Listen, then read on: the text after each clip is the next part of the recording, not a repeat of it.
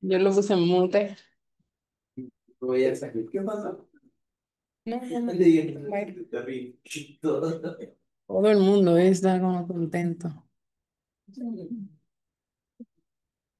Sí, hay felicidad en la vida. Eso es bueno. A ver, muy mal. Bueno, ya. Se ve como para mí. Ya ves. Sí, sí, mira, me he combinado. No, Ay, está caminando. Said, Sí. ustedes están ahorita encargados, ¿verdad? Erika. Ah, ya, Ujú. mandaron el caso clínico de la AME, Es mi mamá. mieloma. ¿Ya lo tienen? Ya. ¿Se los envió? Ajá, ya lo tienen todos. Ah, no, ahorita se lo envío. Es mañana. Oh. A mí me llegó ayer en la noche. Sí, a mí también me llegó ayer en la Ah, noche. va. Entonces, para que lo... Ah, Una semana, como si no me llegó una semana Sí, antes. se tardaron para que se los compartan y vayan. ay, sí. No digo nada como en pediatría, pero, por ejemplo, en el examen del consejo sí viene. A ti te van a preguntar allá. Bien, para que lo analicen. Por favor. Muy bien.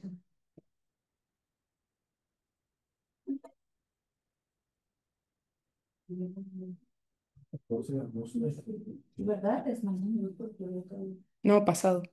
Sí, o sea, Ujú. ok. Pues, Tenemos un día más.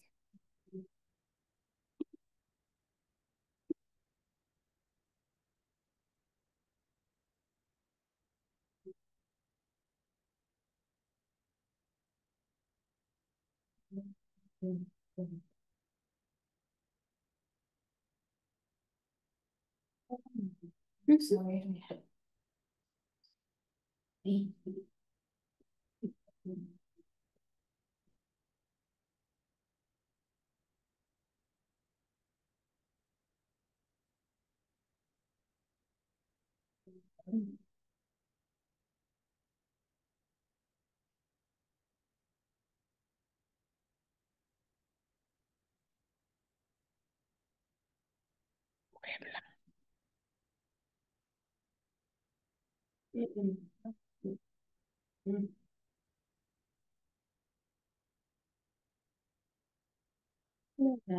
Hasta Alan.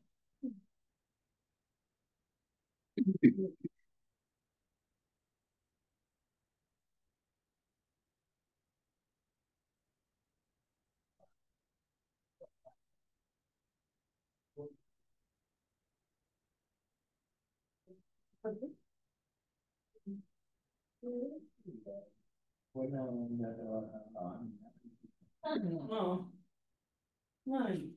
no, no. Se veía ahí. Ese es un buen.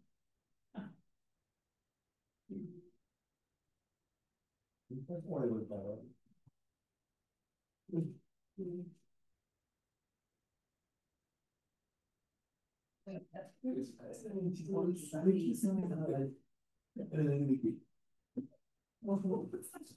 Yes.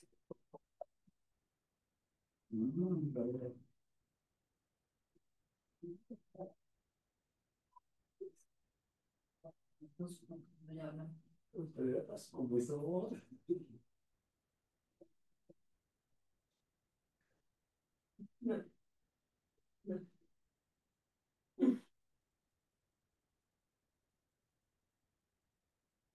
Se ve. Sí, se me pasa a pasar muy bien. Parece que está.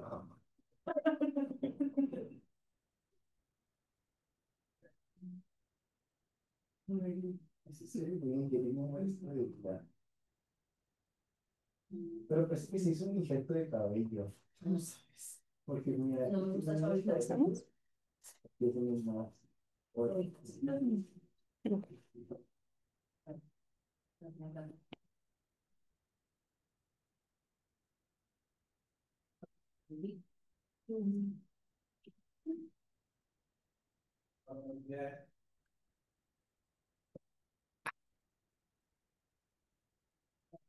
No, es que a nivel de no.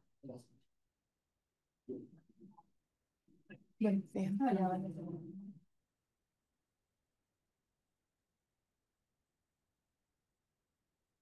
Empezamos.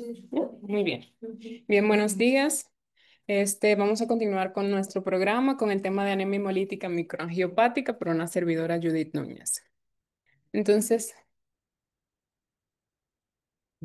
no estoy miren.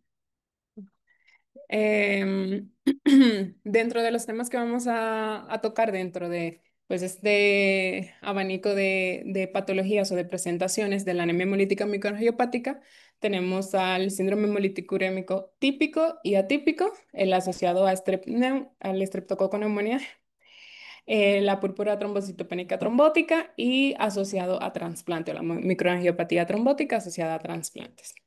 Entonces, para empezar, como pues un poquito del aspecto general en cuanto a la anemia hemolítica microangiopática en pediatría, cuando hablamos pues, de esta entidad, nos vamos a referir a un grupo de síndromes van a estar caracterizados por tres principales aspectos o características, valga la redundancia, que son la anemia hemolítica no inmune, es decir, no mediada por anticuerpos o CUMS negativo, trombocitopenia y daño a órgano que puede ser a un solo órgano o a varios. Y este va a estar dado por la microtrombosis que ocurre en la vasculatura pequeña, por eso microangiopática, pues porque en la vasculatura de los vasos pequeños hay trombos que van a llevar a cabo el daño a estos órganos.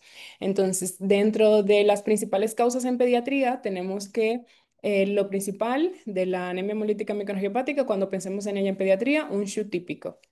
Este está dado por la toxina de Shigella producida por la E. coli. Este es el más frecuente. Luego tenemos el SHU atípico, que a diferencia del típico que está producido por esta toxina, en el SHU atípico este va a estar mediado por complemento.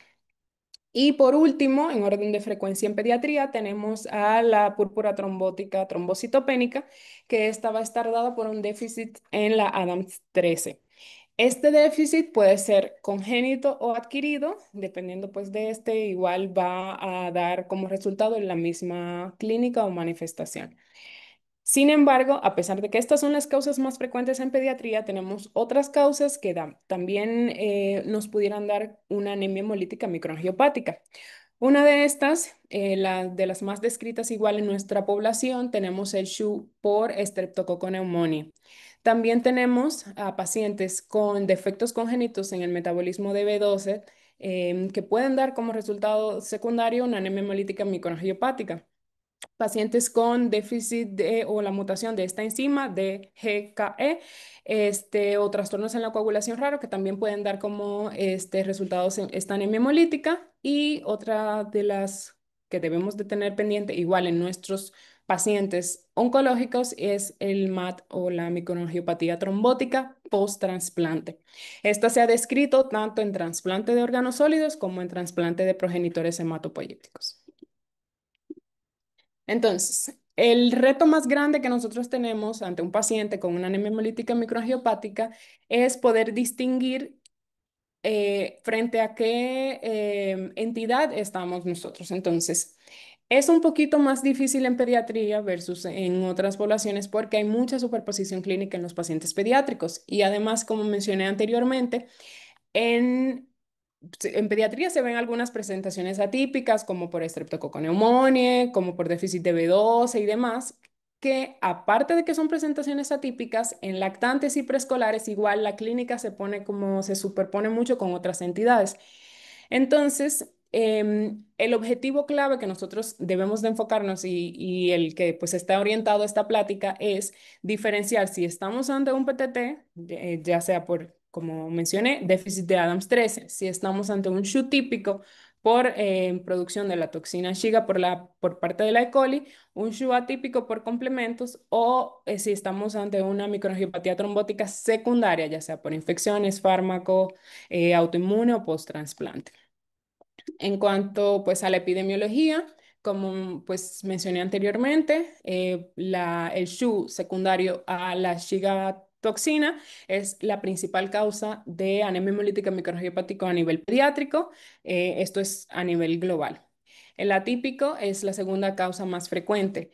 Sin embargo, en algunos países desarrollados, como hay menos incidencia pues, de esta ingesta de alimentos contaminados por el E. coli, suele pasar a ser la causa más frecuente en algunos países desarrollados. También tenemos igual el SHU asociado a Strep pneumo y a otras entidades raras. Estas entidades raras debemos de pensarle principalmente ante un paciente que manifieste todos estos datos de anemia hemolítica microangiopática que sea menor a 2 años, porque pues es de las principales causas, como son trastornos principalmente congénitos. Entonces vamos a iniciar con lo que es el SHU típico. Entonces, hablando de su epidemiología, como mencioné, el SHU típico está dado principalmente por la presencia de la toxiga Shiga. Esta va a ser la causa, una causa súper frecuente de insuficiencia renal en niños.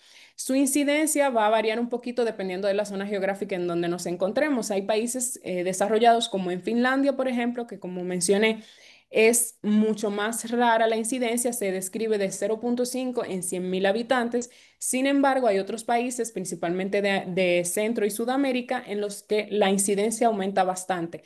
Por ejemplo, ponen en las fuentes bibliográficas, ponen Argentina, en la que se describen hasta 12 casos por 100.000 habitantes y se considera endémico el SHU típico en Argentina. En cuanto a su grupo etario, este tiene una predilección en pacientes, o lo vamos a ver principalmente en niños menores de 5 años, pero sobre todo en pacientes menores de 3 años y tiene como una estacionalidad de que vamos a observar más casos en verano. En cuanto a la cepa, la más común es la E. coli 0157. Sin embargo, en otros países, principalmente en Europa, se han descrito casos por serotipos no o 157 o 0157. El caso más grande o el brote más grande que se ha descrito pues, en la historia fue en Alemania para el 2011, en el cual se reportaron 845 casos de SHU típico, en el cual pues dio al traste con la vida de 54 pacientes pediátricos. En cuanto a las manifestaciones, tenemos que una vez pues ocurre el contacto con este E. coli que produce esta toxina, vamos a tener un periodo de incubación. El periodo de incubación lo describen dentro de 3 a 8 días. Entonces, posterior a este periodo de incubación, vamos a tener una fase prodrómica. Esta fase prodrómica va a estar caracterizada principalmente por una diarrea sanguinolenta. Es lo primero que va a empezar a manifestar el paciente. Posterior a esa fase prodrómica, que puede durar de 2 a 5 días, con la diarrea sanguinolenta, el paciente va a presentar la triada típica de la microangiopatía trombótica, que va a ser trombocitopenia, hemólisis e injuria renal. Entonces, importante que tengamos en cuenta de que en estos pacientes con el SHU típico, a pesar de que no es por déficit de complemento, en casos severos en los que hay o puede ocurrir agotamiento del complemento, pues por la respuesta inflamatoria, no descarta que estemos ante un SHU típico, aunque el complemento esté disminuido. Suele ser temporal esa disminución del complemento del C3, pero no nos descarta que sea un SHU típico. Entonces, dentro de las otras manifestaciones que podemos encontrar en estos pacientes, es que va a ocurrir hasta en el 20% vamos a tener manifestaciones extrarrenales. Principalmente vamos a tener a nivel cardiovascular, hipertensión, otras complicaciones cardíacas como arritmias, complicaciones neurológicas como convulsiones gastrointestinales y endocrinas. Y a nivel de laboratoriales vamos a ver un aumento en los marcadores inflamatorios, principalmente PCR, dímero D, y para el diagnóstico igual debemos de tomar coprocultivo o PCR para la toxina Shiga idealmente antes de los 10 días. Entonces, en cuanto a la fisiopatología, aquí tenemos un diagrama que la explica bastante bien. Entonces tenemos que la infección, estamos en contacto con alimentos contaminados con la toxina, con la E. coli, producción de pues, esta toxina, ingerimos la bacteria. Esta va a entrar a nuestro organismo a nivel del sistema gastrointestinal, va a llegar al tracto gastrointestinal y va a colonizar lo que es el epitelio de nuestro, sí, el epitelio de nuestros enterocitos o del tracto gastrointestinal. Y aquí se van a liberar dos principales factores de virulencia de E. coli, que son la toxiga Shiga y los lipopolisacáridos. Entonces, La toxiga Shiga describen la uno y la 2 y los lipopolisacáridos van a estar en contacto con el enterocito. Entonces, se absorben a través del enterocito, pasan a la circulación sistémica y a través de la circulación sistémica van a llegar principalmente a los dos órganos diana del Shu típico, que son el riñón y cerebro. Entonces, una vez ya entran en contacto con la superficie de la membrana de estas, o celular de estos dos órganos, entonces va a unirse, esta es la toxina, este azulito, entonces se une con este receptor, que es el GB3. A través de la unión con este receptor, hace endocitosis y se forma un endosoma. Este endosoma que está en el citoplasma pasa pues al aparato de Golgi, luego al retículo endoplásmico y ahí va entonces esta subunidad de la Shiga toxina va a inhibir la producción o va a aumentar la producción de proteínas que van a alterar la función de este ribosoma que lleva entonces a la muerte celular y ahí pues este es principalmente pues el mecanismo de acción de esta toxina. Entonces, a través de esta muerte celular es que va a producir todos los efectos inflamatorios, aumento de la secreción del factor de von Willebrand, la microtrombosis y los demás manifestaciones como el daño endotelial. Entonces, en cuanto al diagnóstico, debemos de sospecharla, como mencioné, la triada clásica. Entonces, en laboratorio, ¿qué vamos a encontrar en estos pacientes? Una anemia hemolítica, disminución de hemoglobina, le pedimos un examen de Coombs, como esta no es inmune, por lo general suele tener Coombs negativo. A nivel del frotis de sangre periférica que vamos a observar, esquistocitos.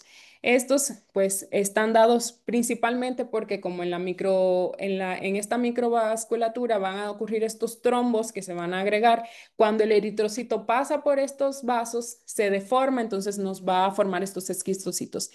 Como hay agregación plaquetaria, suele haber disminución o trombocitopenia y por el daño al órgano principalmente que es diana, que es el riñón, suele haber creatinina elevada con o sin hipocomplementemia, que como les mencioné, aunque no está mediada por complementos el típico, puede tener complemento disminuido.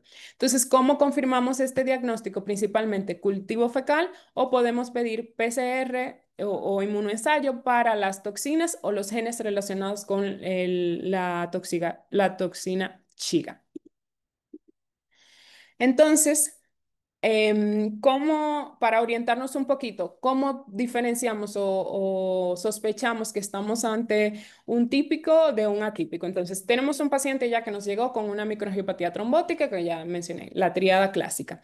Entonces, lo primero que debemos de saber es si tiene o no diarrea. Si tiene diarrea sanguinolenta reciente, nos orienta un poquito más probablemente que sea un SHU típico. Ahora, si no hay diarrea o la prueba rápida para la toxina Shiga está negativa, nos orientamos un poquito más al SHU atípico.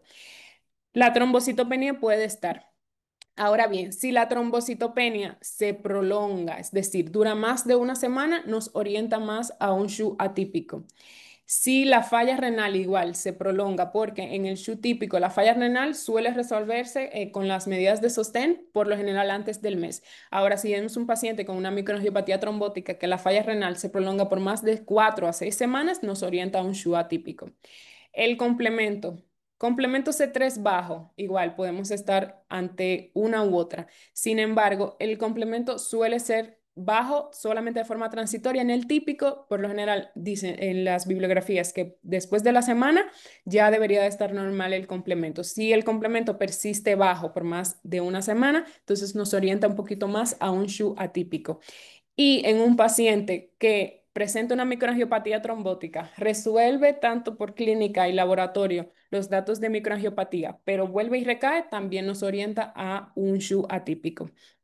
Igual, la importante que, pues, para el diagnóstico, la toxina, las pruebas de toxina de Shiga en heces, sin embargo, se considera que se debe de tomar por lo general antes de los 10 días, porque posterior a la semana más o menos empieza a bajar mucho la sensibilidad para el diagnóstico, ya sea por PCR o por coprocultivo para la detección de la toxina después de la semana. Entonces, por eso la importancia de que ante el paciente que se sospecha inmediatamente llega, se le tomen pues las pruebas.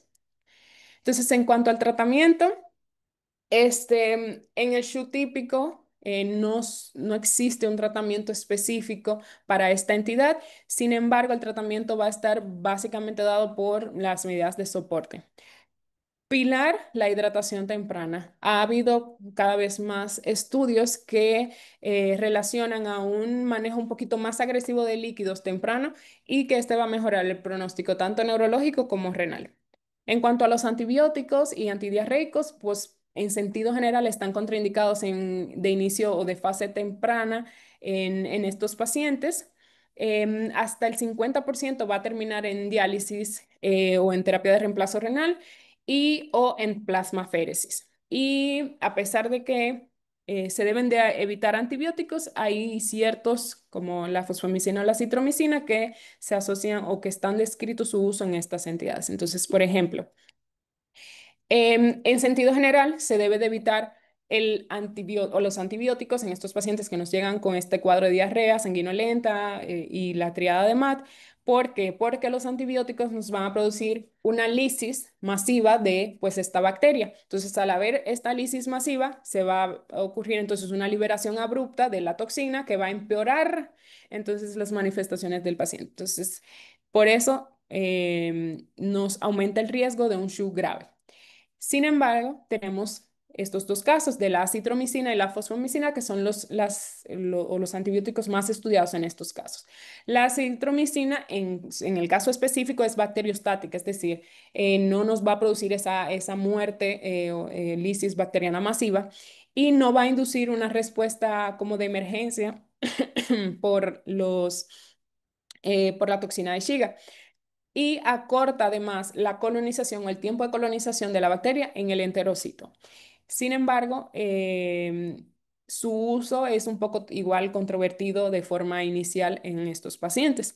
Otro de los antibióticos que se ha estudiado mucho en estos casos es la fosfomicina. Igual,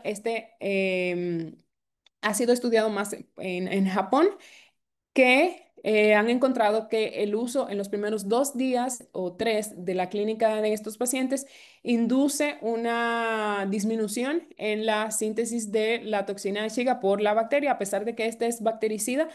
No ocurre esta lisis bacteriana masiva como con otros antibióticos, principalmente los beta-lactámicos, y disminuye entonces el caso o los casos de SHU grave.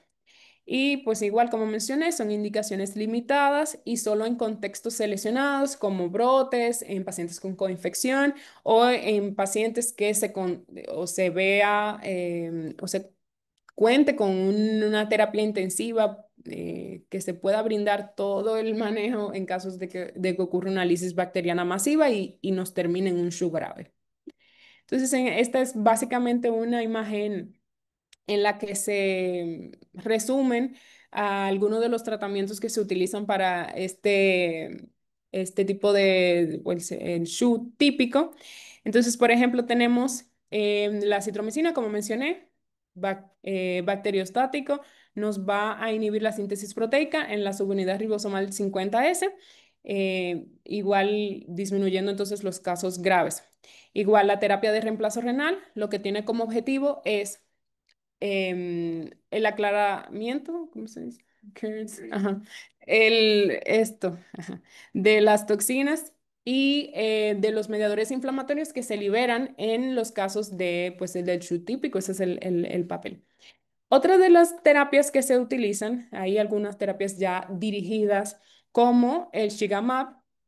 El Shigamab no es más que un anticuerpo monoclonal que va a estar dirigido específicamente contra la toxina Shiga 1 y 2. Entonces, este ayuda a la eliminación específica de la toxina.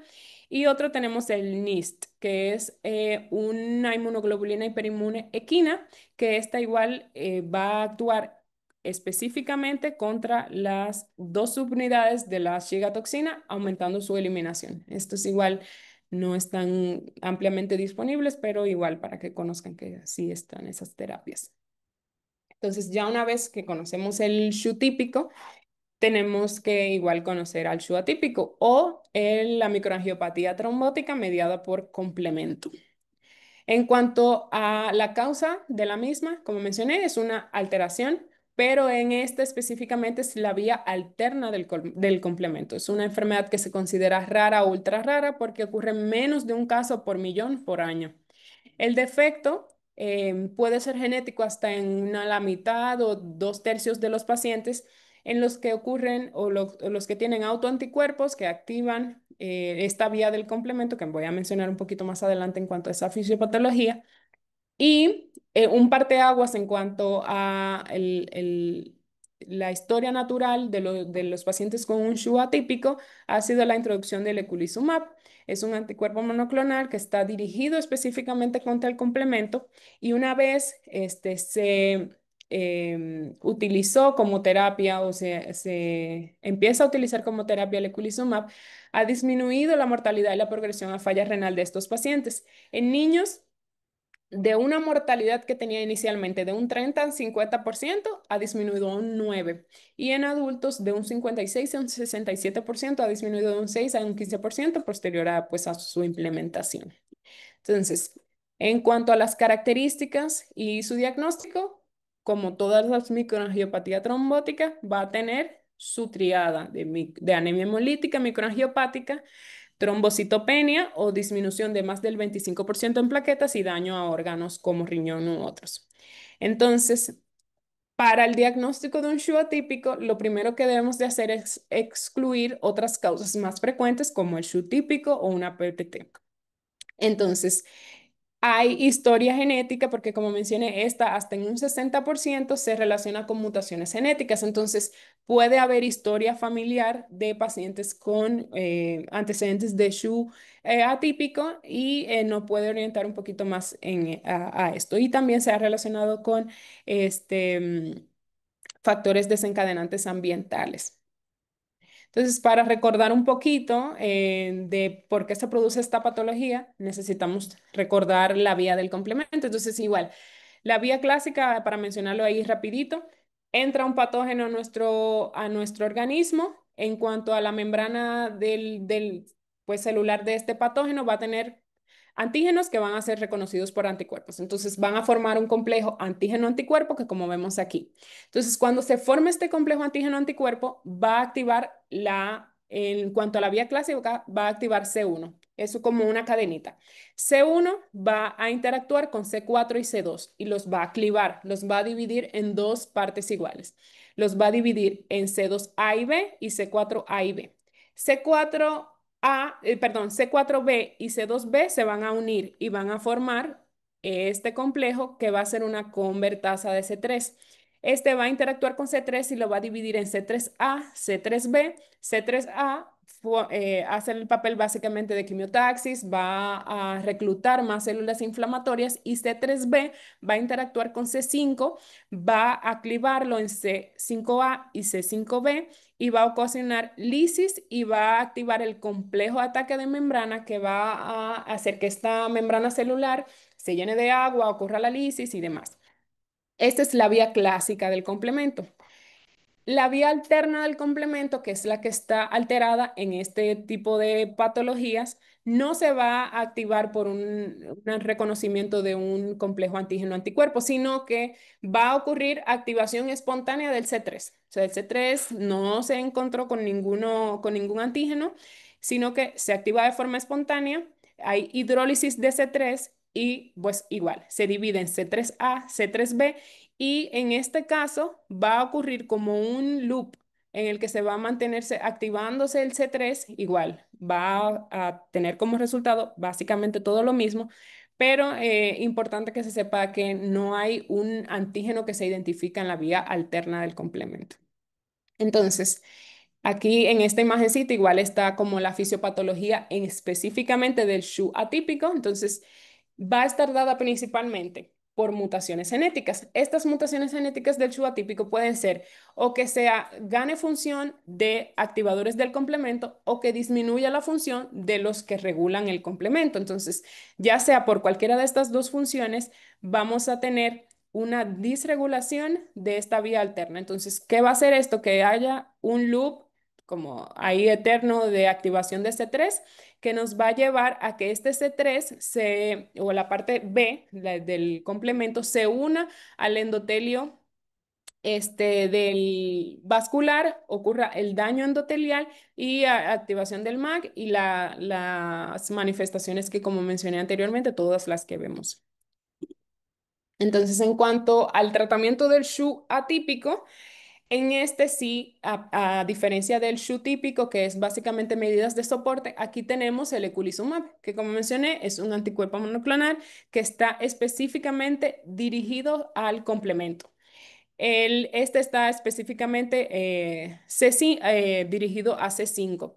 También tenemos otros anticuerpos monoclonales que inhiben el complemento, como el ravulizumab, que está todavía en fase 3 de estudio. Entonces, en cuanto al inicio del tratamiento o la suspensión del tratamiento, se considera en un paciente que ya tiene función renal estable y que no tiene proteinuria significativa.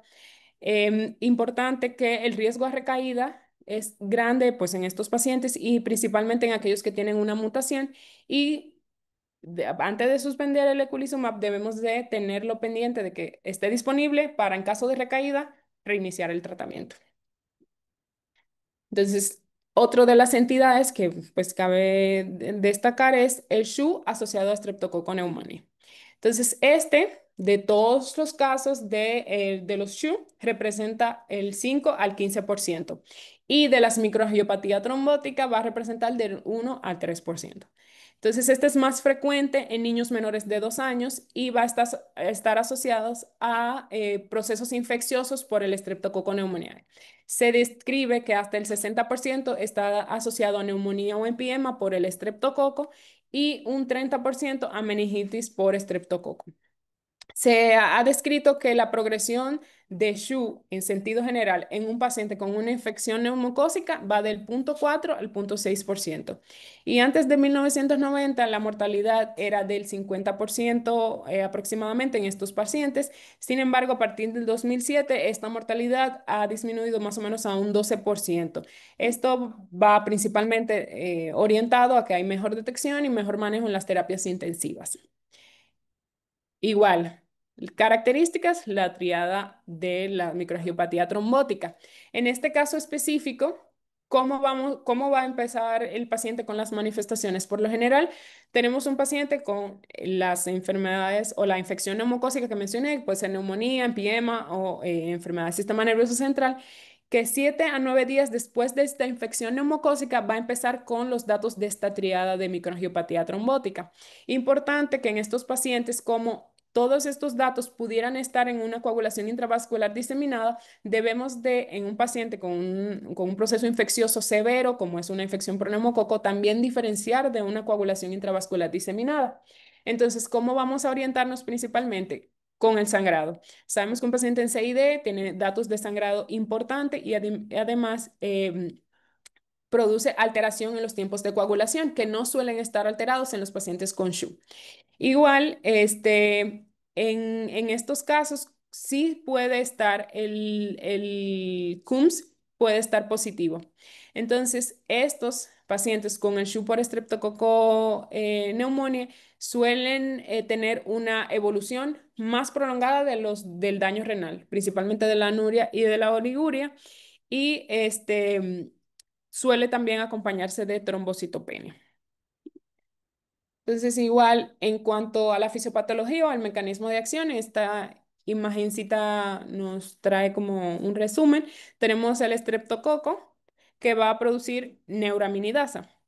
Esta neuraminidasa lo que va a hacer es que va a actuar o va a remover el ácido neuramínico que va a estar en el antígeno T. Entonces, el antígeno T va a estar en la superficie tanto del eritrocito, de plaquetas y células endoteliales. Entonces, cuando viene esta neuraminidasa y remueve este ácido neuramínico, va a dejar expuesto a este antígeno T. Entonces, cuando el antígeno T está expuesto, viene las inmunoglobulinas IgM, van a interactuar con este antígeno T y va a ocasionar hemólisis y daño a la microvasculatura. Entonces ahí básicamente este es el mecanismo de acción de cómo el estreptococo nos produce pues esta microangiopatía trombótica.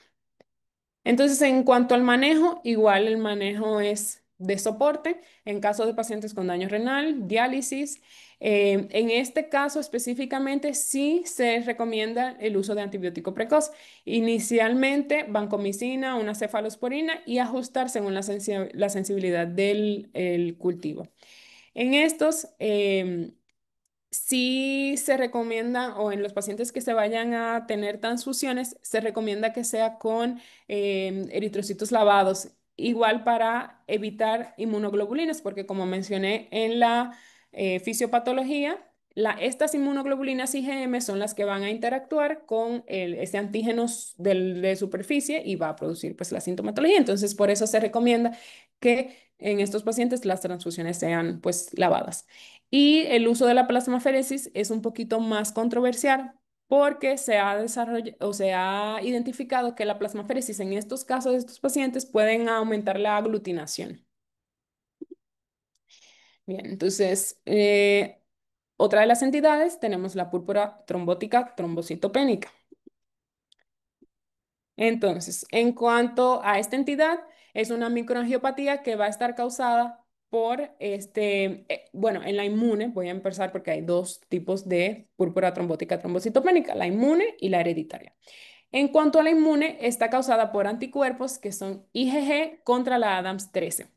Estos anticuerpos van a producir un déficit severo que se describe, vamos a tener una actividad menor al 10%. Entonces, en cuanto al mecanismo clave, es que pues esta Adams 13 em, va a faltar para degradar este multímero de gran tamaño del factor de von Willebrand que va a producir microtrombos plaquetarios.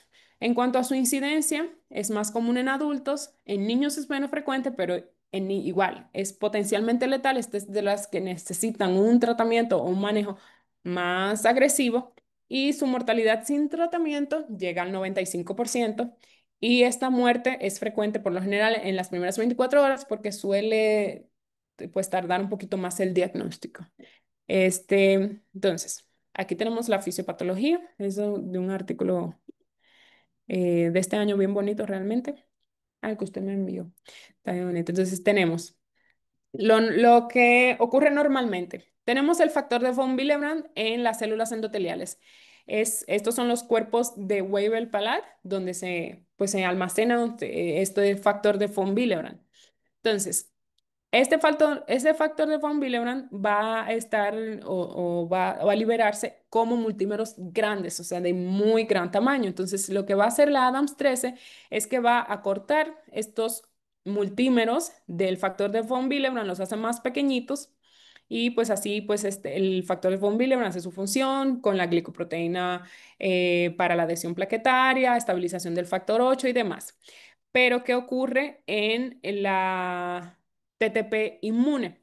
Es que como tenemos anticuerpos que van en contra de la Adams 13, tenemos que esta Adams 13 ya va a estar unida con un anticuerpo, no puede dividir estos multímeros de gran tamaño del factor de von Willebrand, entonces va a haber muchos multímeros que van a producir mucha adhesión plaquetaria cuando interactúan con la proteína 1B9, entonces va a producir mucha agregación plaquetaria que va a verse principalmente en la microcirculación. Entonces, tenemos estos multímeros, se van a producir todos estos microtrombos por adhesión plaquetaria y ahí, entonces, cuando el eritrocito quiera pasar por esta microcirculación que está llena de trombitos o de plaquetas agregadas, entonces se va a fragmentar, va a tomar esta forma de los esquistocitos y ahí pues entonces es que viene el nombre de esta anemia hemolítica porque pues ocurre la hemólisis microangiopática en la microcirculación y va a ocurrir isquemia y daño a órgano como principalmente el riñón, pero también puede haber infarto en adultos o eventos vasculocerebrales. Entonces, en cuanto a su diagnóstico, este algoritmo también pues me pareció muy interesante porque igual nos llega un paciente con la tríada de la trombocitopenia, la trombosis, pues hay otras fuentes, como me les mencioné, tenemos la triada, pero hay ahora pues lo describen más como una pentada. Igual, entonces sería cuando incluyen las cinco presentaciones, tenemos la anemia hemolítica microangiopática, trombocitopenia, fiebre, daño a riñón y disfunción neurológica. Entonces, cuando tenemos un paciente con todas estas presentaciones, entonces debemos de buscar la presencia de una anemia hemolítica microangiopática. ¿Qué debemos de pedir? Un frotis de sangre periférica en el cual vamos a buscar la presencia de estos esquistocitos y vamos a buscar también datos de hemólisis. Vamos a buscar una LDH que va a estar elevada, aptoglobina va a estar elevada y la bilirrubina va a estar elevada, principalmente a expensas de la indirecta y los reticulocitos van a estar elevados porque igual la médula sigue produciendo. Importante, el test de Coombs va a estar negativo. Entonces, un paciente con la clínica que les mencioné anteriormente, que tenemos estos datos a nivel de los exámenes de laboratorio, ya confirmamos que estamos ante una anemia hemolítica microangiopática.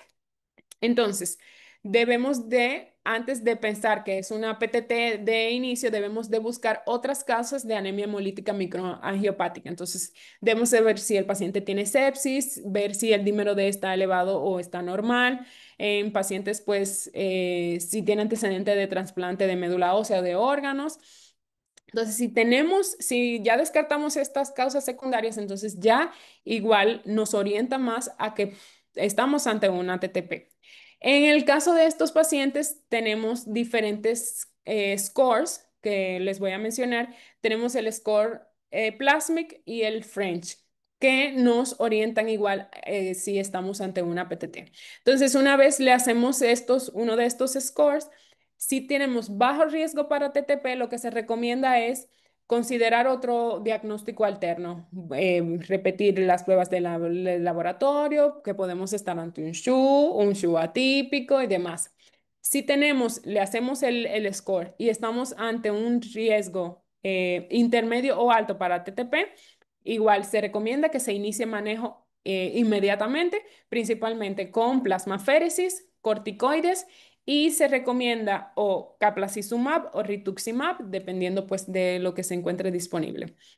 Entonces, en caso de que se pueda o se cuente con la actividad enzimática o la actividad de la Adams 13, ya sea por ELISA o por fluorescencia, nos va a dar diferentes pues, niveles de actividad. Entonces, si tenemos actividad menor a un 10%, ya inmediatamente se confirma la TTP.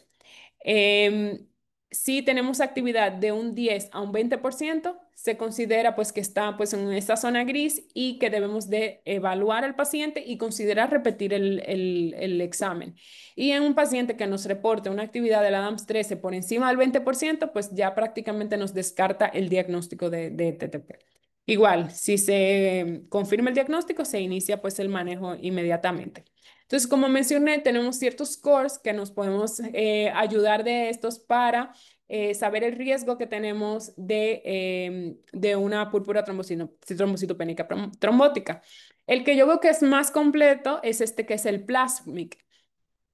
Cada una de las letras, pues una sigla, representa pues uno de los parámetros que vamos a tener en cuenta. Entonces, por ejemplo, la P es de plaquetas, se da un punto si tienen menos de 30.000 plaquetas.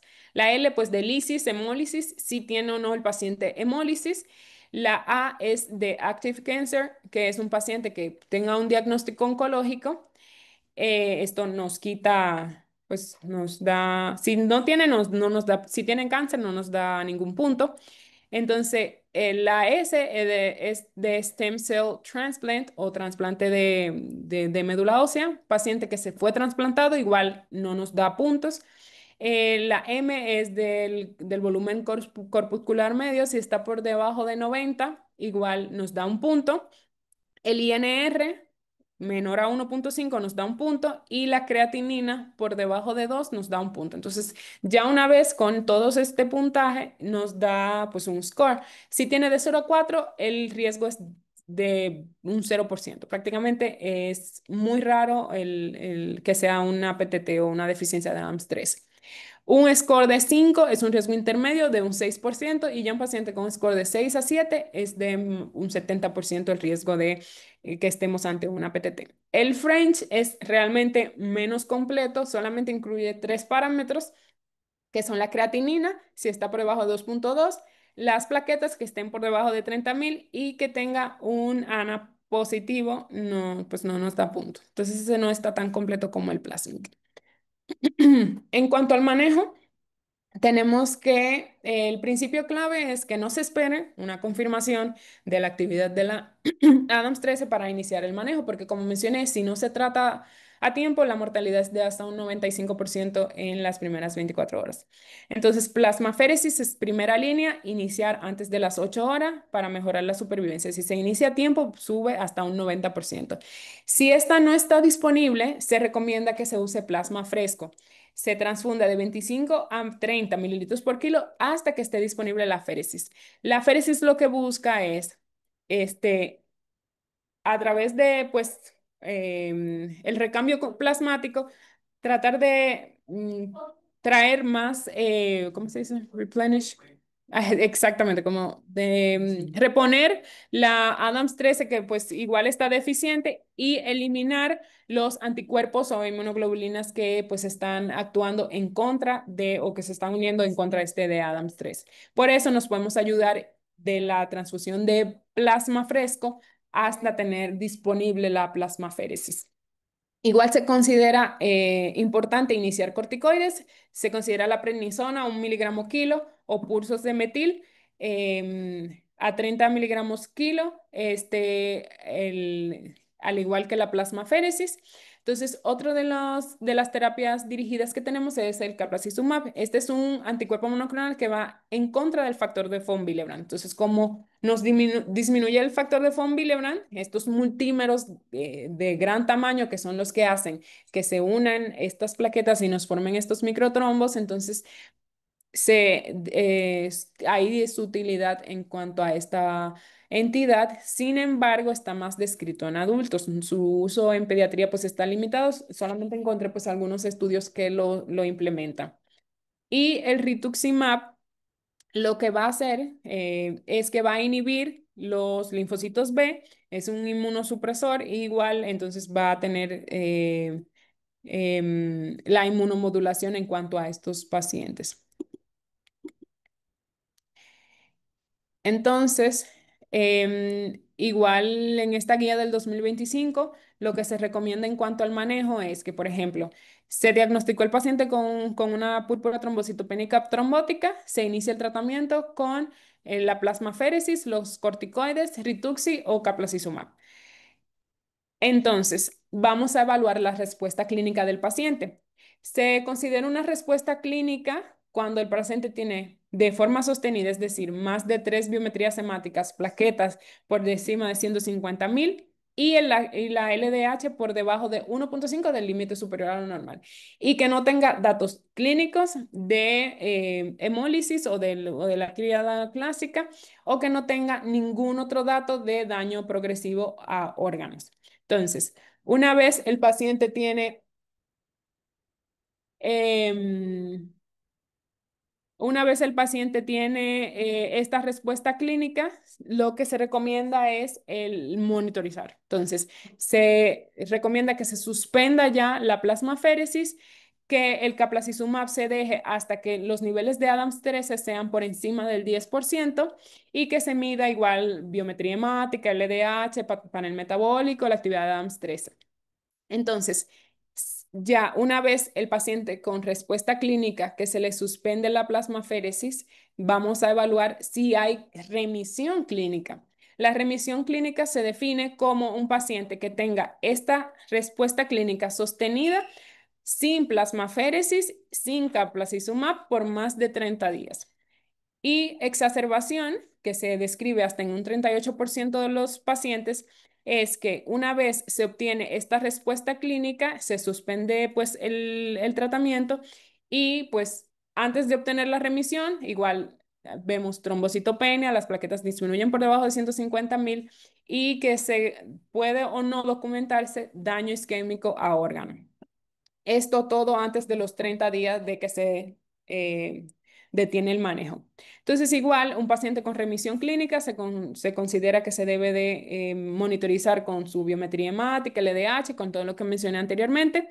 Y como mencioné al inicio de la plática, la Adams 13 o este tipo de PTT tiene recaída hasta en el 30% de los pacientes a una media de 5 años. Entonces, se debe de monitorizar el paciente para ver si presentaría en este caso una recaída. Entonces, en cuanto a la enfermedad refractaria, se ve hasta en el 14% de los pacientes y es un paciente que tiene falta de incremento de las plaquetas sostenido o que la trombocitopenia permanezca por debajo de 50.000 después de 5 días de que se le inicia plasmaféresis o que la LDH persiste igual elevada después de 5 días que se inicia la plasmaféresis. En estos pacientes se recomienda que se continúe igual la plasmaféresis, que si no se había iniciado caplacizumab, se inicie, que si no se había iniciado rituximab, se inicie y que se considere aumentar inmunosupresión, pues con otras drogas o que si no se había iniciado, por ejemplo, si se había iniciado prednisona, valorar pulsos de metilprednisolona. Entonces, esto fue en cuanto a la inmune. Pero la PTT hereditaria, que se le conoce como el síndrome de Upshaw-Schulman, está causado por mutaciones, ya sea homocigota compuesta en la Adams 13. Este, pues, es mucho menos común. Este representa aproximadamente el 10% de todas las PTT y tiene una mayor prevalencia en padres que hay con consanguinidad. Tiene una distribución bimodal. Principalmente ocurre en menores de 5 años, el 50% de los casos, y el otro 50% de los casos se ven mujeres embarazadas. En cuanto al diagnóstico, como mencioné, un déficit severo de Adams 13, más de un 10%, y en ausencia de anticuerpos inhibitores contra la Adams 13, que nos la va a diferenciar de la inmune. Entonces, en cuanto a la fisiopatología, igual, básicamente va a haber una mutación genética. En este no es que se va a unir un anticuerpo contra la Adams 13, sino que ya de nacimiento tienen una deficiencia en la enzima y va a producir pues la misma fisiopatología o va a terminar en la misma, en el mismo fin que en la inmune. Igual, el tratamiento, plasmaféresis, infusión de plasma, un paciente pues ya de larga data, entonces se recomienda transfusión de plasma de 10 a 15 mililitros cada 21 a 28 días y el objetivo de estas transfusiones de plasma es reponer esta Adams 13 que está ausente. Hay otras terapias como la administración de Adams 13 recombinante, pero pues igual eh, no está tan ampliamente utilizado y por lo general, según los estudios que encontré, está todavía igual en fase 3.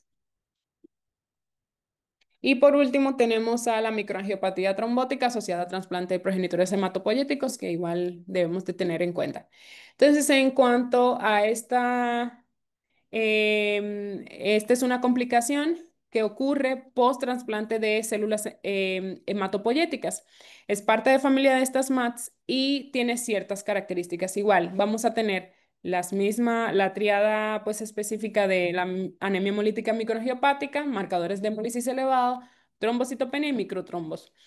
La incidencia vamos a verla aproximadamente en el 12% de los casos se va a ver en el primer año posterior a un trasplante de progenitores hematopoyéticos y tiene una alta mortalidad si no se trata de forma adecuada de hasta un 50% en los pacientes posttransplantados. En cuanto a las manifestaciones o como vamos a ver esta microangiopatía trombótica, suele iniciar en los primeros 60 días post-trasplante. Vamos a ver daño renal con una injuria renal aguda hasta en el 60% de los casos, proteinuria e hipertensión arterial. Estos pacientes nos pueden presentar encefalopatía y convulsiones hasta en un 25%. Daño cardiopulmonar que suele manifestarse específicamente en estos niños como hemorragia alveolar difusa, como principal manifestación cardiopulmonar hasta en un 17% de los casos Y también podemos ver derrame pericárdico, hipertensión pulmonar hasta en un 20% de los casos. Se asocia mucho a H agudo hasta en un 38 a un 49% de los casos. Y lo más importante es que como vemos aquí, pues muchas manifestaciones se pudieran superponer con las manifestaciones pues, de una enfermedad injerto contra huésped severa. Y una de las cosas que nos va a orientar pues principalmente es el sangrado gastrointestinal. En cuanto al mecanismo o la fisiopatología de por qué ocurre esta microangiopatía trombótica posterior a un trasplante, el mecanismo central que vamos a tener es un daño endotelial que nos va a llevar a microtrombosis y pues a todas las manifestaciones que ya he descrito.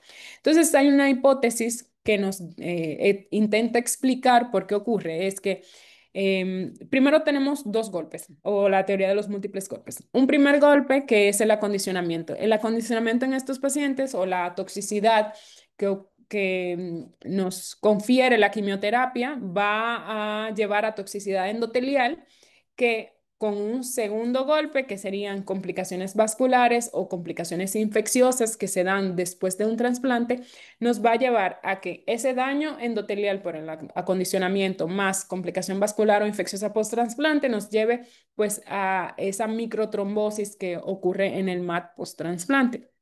Entonces, tenemos diferentes factores de riesgo que nos pueden condicionar al paciente trasplantado a que desarrolle una microangiopatía trombótica. Hay factores de riesgo basales y factores de riesgo adquiridos o posteriores. Los factores de riesgo basales tenemos que el paciente haya sido trasplantado previo, la intensidad del acondicionamiento mieloablativo del paciente, que haya sido de un trasplante de un donante no compatible, la edad avanzada y el sexo femenino. Y los factores de riesgo posteriores tenemos un paciente que presenta una enfermedad de injerto contra huésped aguda, grado 2 o 4. Pacientes con infecciones virales, principalmente se describe del virus BK, y pacientes con infecciones fúngicas. Todos estos factores nos predisponen a la aparición de esta MAT. En cuanto al diagnóstico, principalmente vamos a sospechar en un paciente trasplantado con las manifestaciones antes mencionadas. Y igual, saber diferenciar bien de un NASH y de una enfermedad veno-oclusiva hepática. Entonces, las claves diagnósticas que vamos a ver, igual que en todos los otros pacientes con MAT, es, por ejemplo, nos apoyamos del frotis. Esquistocitos, si vemos más de 1% de esquistocitos o más de 2 esquistocitos por campo de alto poder en un paciente, pues en este contexto nos orienta mucho pues a una microangiopatía trombótica. Igual, si el paciente está con trombocitopenia persistente, la anemia hemolítica, marcadores de hemólisis elevado, igual nos vamos a orientar.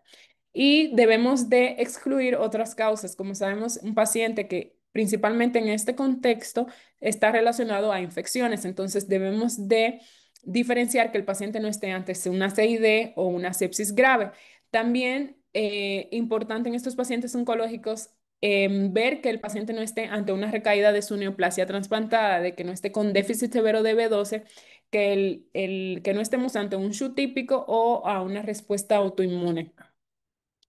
Entonces, en cuanto al tratamiento, el objetivo del tratamiento en estos pacientes trasplantados es controlar este daño endotelial, tratar los factores que desencadenante y en los casos de alto riesgo está descrito igual utilizar, por ejemplo, eculizumab o para bloquear el complemento, a pesar de que no es pues con la misma fisiopatología. Entonces, en estos pacientes que, como sabemos, posterior a trasplante se usan inhibidores de la calcicreína para modular esta respuesta de los linfocitos T y prevenir el H, entonces se considera ajustar o suspender dependiendo de, porque estos inhibidores pueden causar toxicidad endotelial y como vemos, la principal causa de la fisiopatología de esta enfermedad es por este daño endotelial. Manejar si tiene H, enfermedad venoclusiva o si tiene infección, manejar esta infección y controlar la hipertensión para evitar el daño a estos órganos, pues, diana. En cuanto al soporte general, igual como sabemos, pues transfusiones y terapia de reemplazo renal en caso de que se necesite para prevenir pues ya el daño mayor. Y en cuanto a la terapia dirigida, como mencioné, en estos casos sí está descrito utilizar eculizumab o ravulizumab, que son igual inhibidores del complemento. El eculizumab es el que tiene más evidencia en los pacientes trasplantados. especialmente en los pacientes pues, de alto riesgo. En los pediátricos está descrito su uso en pacientes trasplantados y pues ha mejorado la supervivencia de estos pacientes de más o menos hasta un 71-77% a los 6 meses. Otros tratamientos igual de sostén, como mencioné anteriormente, en todas las otras MATs tenemos en la plasmaféresis. Sin embargo, en los pacientes con o posterior a trasplante no se recomienda la plasmaféresis como de primera instancia, porque como no hay un déficit per se, pues de la Adams 13 por autoanticuerpos, no estamos corrigiendo pues este déficit de Adams 13 a través del recambio plasmático. Entonces se ha asociado o se usaba de forma empírica, pues como se veía que mejoraba con otras MATs, a pesar de que no era la misma fisiopatología, se implementaba en estos pacientes, pero ha habido estudios que comparan los pacientes que se interfieren con plasmaféresis posterior al trasplante y aquellos que no, y se ha visto que no mejora la supervivencia, al contrario, se relaciona con algunas complicaciones y no nos da pues esta mejoría que se espera. Ujú. Y listo. Esto fue todo. Gracias. Si tienen algún Ustedes comentario. patologías en- Sí. complicado cuando nos llegan estos pacientes y tenemos que decidir qué tipo de más bien, Así es. ¿verdad? Entonces, quedamos otra vez en cuál es útil la plasmaféresis si ustedes son los jefes de banco de sangre. De acuerdo a las guías de la ASFA, solamente es indicación tipo 1 en la TP, en la trombocitopenia trombótica, en la púrpura trombocitopénica trombótica. Trombótica. Ujú. Y mientras que en la SHUA y en el SHU es en recomendación 3. Ujú. De O sea que acuerdo. no hay En- evidencias. no hay evidencia. ¿Y en cuál de plano nos sirve? En la de, esta, la de Medford, Por trasplante. Aquí nada más cuando son MATS o esta entidad post-trasplante, tengamos en cuenta que por un lado está la gravedad del paciente y Ujú. por otro lado está el injerto que tenemos que cuidar. Sí. O sea, allí es doble responsabilidad la que tenemos y definitivamente es por lo que se ha quitado la plasmaféresis Ujú. como Como una terapia de... herramienta terapéutica. Ujú. Entonces, pues eso. Y tener en cuenta que, pues ya ven que aquí nos ha apoyado ya El laboratorio. el laboratorio para tomar la determinación de Adams 13, Ujú. que quedamos que para apoyar la entidad en la que sí vamos a poner el tratamiento debe ser menor de qué porcentaje? 15%. 10, 10, 10. ¿no? 10 al Ujú. 15%, esas Ujú. guías dicen 10%. Ujú. Para decidir si vas a poner eculizumab, trabeluzumab, que finalmente el eculizumab curiosamente es más caro que el de la siguiente generación El más... y el efecto es más largo el de la segunda generación. Ujú. Entonces, pues yo creo que eculizumab va a empezar a quedar fuera Ujú. carta fuera del juego, ¿verdad? Ujú. Y por otro lado, es una entidad que van a ver con un equipo multidisciplinario. Generalmente no les va a llegar a ustedes como hematólogos, Ujú. pero sí vas La a terapia. tener tú que hacer como jefe de banco de sangre o como decisión en las plasmaféresis, pero les van a llegar a ustedes las interconsultas con su frotis. Ujú. ¿A quién Ujú. nos llegó tu caso? Tu caso que ingresaste en la guardia pasada, pues creían que pudiera ser un SHU, y pues no completaba el porcentaje de Esquistocitos. esquistocitos, ¿verdad? Que también hay que tener mucho en cuenta. En todo frotis se pueden ver esquistocitos, Ujú. en todo así sea el más sutilmente extendido, pero recuerden que debemos completar el porcentaje. Y ahí se dice que hay que leer hasta 1000 Ujú. células rojas para encontrar el 1%, El uno. porque Ujú. el 1 es muy poquito. Ujú. Ujú. Para tener eso en mente, ¿sí? ¿Alguna otra cosa? ¿A ti te tocó hacer plasmaféresis para alguna de estas entidades en el Para INPE? SHU no, nos tocó para otras cosas. Para trasplante, para BRAS, Ujú. pero para SHU No. no. Me ¿A ti tocó tampoco? con un hepatopata. Hepatopata. ¿A ti tampoco te tocó? No, Trasplante? trasplante no me hace. También. Ujú. Pues sí. Y aquí corre tiempo en estos diagnósticos. Ah, y también la PTT es de las pocas indicaciones donde el recambio va con plasma y no con hemoglobina. Ah, sí, claro. No puedo hacer. Sí, Que te lo suelo poner. sí. Ujú. Ya los 13. Ujú. Muy bien. ¿Algo más? Muy bonita tu presentación. Gracias. Muchas felicidades. Gracias. ¿Algo, Berito? Teníamos un paciente. Tuvimos uno, me Pero acuerdo sabe- de un adolescente, Miguel, no sé qué, de papá y